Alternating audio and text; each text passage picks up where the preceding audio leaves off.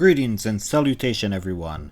I hope you guys are doing great in this wintry night. In the previous video we talked about the age between the first and the second Dragon War, where the elves had to rebuild their civilization, the Kender got their own country, the Minotaurs were created, built their own civilization, went into slavery, broke out of slavery and built another country, and at the end of all this, Chromatia the Red Dragon was able to find the Dragon Stones and release her trapped brethren. Now let's delve into the Second Dragon War. After the release of the dragons with their swarm of orgs and Bacali start to attack Sylvanesti.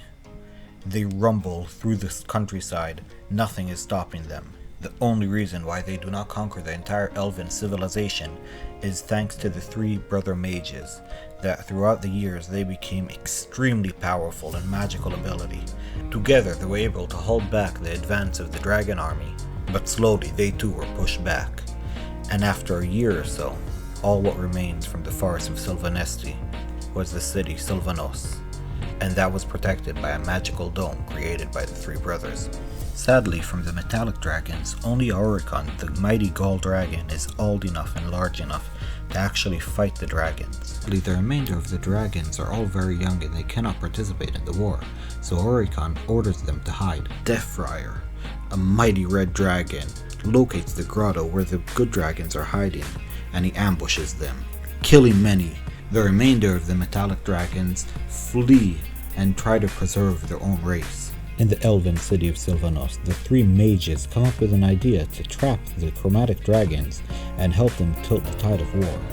Their plan is very risky as the three brothers do not know what the backlash from their magic spell will be. As the elves grow desperate, the King Sylvanos allowed the three brothers to enact their plan, releasing terrible wild magic on the land. The ground opens up, trapping the chromatic dragons and allowing the elves finally to start making some headway in this war.